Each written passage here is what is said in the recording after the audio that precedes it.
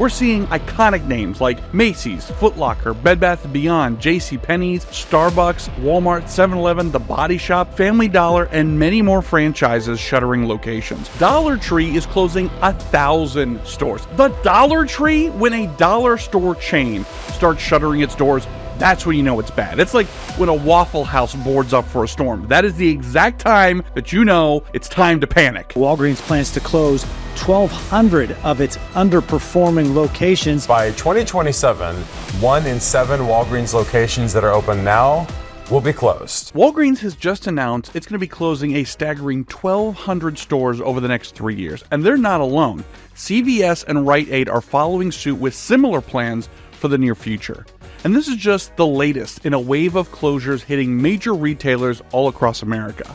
We're seeing iconic names like Macy's, Foot Locker, Bed Bath & Beyond, JCPenney's, Starbucks, Walmart, 7-Eleven, The Body Shop, Family Dollar, and many more franchises shuttering locations. So what exactly is going on here? Well, the Federal Reserve and various economists keep insisting that all the inflation and financial stresses are fading and that America is actually headed for a soft landing.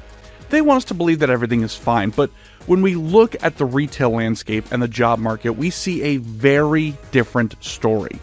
Inflation continues to squeeze customers while companies are laying off thousands of employees, and it raises a lot of questions about the future of our country. Just take a look at the auto industry. Top companies like Stellantis are issuing major headcount reductions to their teams barely 3 years after being founded. This steep decline signals that we are on the brink of a significant shift in the U.S. economy. It's a situation that we've never faced before, and it could be one of the greatest economic disruptions in American history. Basically, what I'm telling you is, there is no soft landing coming for America.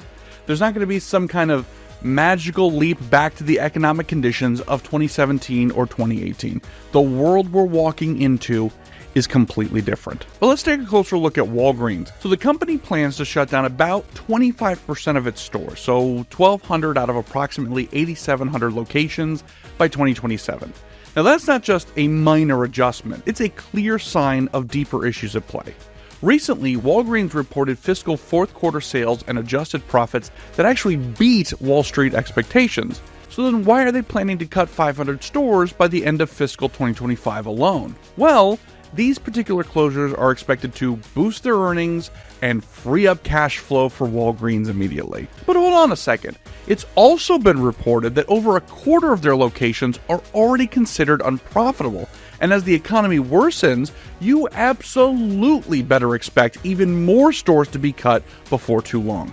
So why this massive wave of closures in the last couple of years? Well, inflation is a significant factor, making it harder for consumers to afford everyday goods. Additionally, shoplifting is also on the rise, up 24% in major cities in just the past year, according to the Council on Criminal Justice. You've also got skyrocketing costs for rent and wages that are also pushing these retail giants towards the breaking point. Companies like Rite Aid and Big Lots already buckled under the pressure and have each filed for bankruptcy. Now, beyond the steep brick and mortar issues, the overall economic landscape in this country is not looking very good. Remember when Janet Yellen claimed that inflation was just transitory? Well, now there's countries looking to de-dollarize just to gain control over their own economies. And if that happens, how can we expect inflation to drop in America? Interest rates will continue to climb and our purchasing power will keep eroding from under us.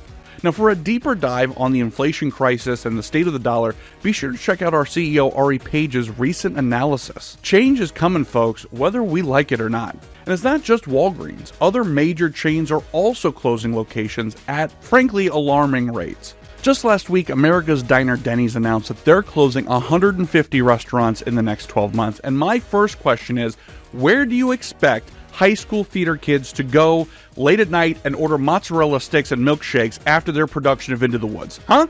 That Denny's is where they go. That's where they go. And in addition to Denny's, Best Buy closed about 24 stores last year. Despite seeing strong sales last quarter, Best Buy still plans to close an additional 10 to 15 stores by next year. And of course, if you've stepped into a Best Buy recently, you can absolutely see the signs of this change. RIP to the physical media section. Even giants like Walmart and Amazon are shifting gears, experimenting with drone deliveries simply to cut costs. The Body Shop recently closed every single one of its U.S. stores as of March 1st. Dollar Tree is closing 1,000 stores. The Dollar Tree? When a dollar store chain starts shuttering its doors, that's when you know it's bad. It's like when a Waffle House boards up for a storm. That is the exact time that you know it's time to panic. Plus, other names like Macy's, Outback Steakhouse, Red Lobster, and 7-Eleven have all announced multiple closures as well. You can get the announcement that the Dine Brand Corp is launching a literal half IHOP, half Applebee's restaurant in Texas as a cost-cutting measure. So in the very near future, you may find yourself sitting in a booth going, yeah, you know what? I am going to go with the silver dollar pancakes, and the missus will go with the all-you-can-drink mimosa margarita and the riblets, please. What's shocking is that we live in a world where we're bombarded with one major event after another, and we often forget about the significant closures happening around us just a week or two later. When we look at the sheer number of stores closing and juxtapose that with the current state of U.S. consumers and the labor market, it's evident that we may soon face a massive wave of automation. As the retail landscape changes, many workers may find it increasingly difficult to adapt. This is a storm that could leave many unprepared.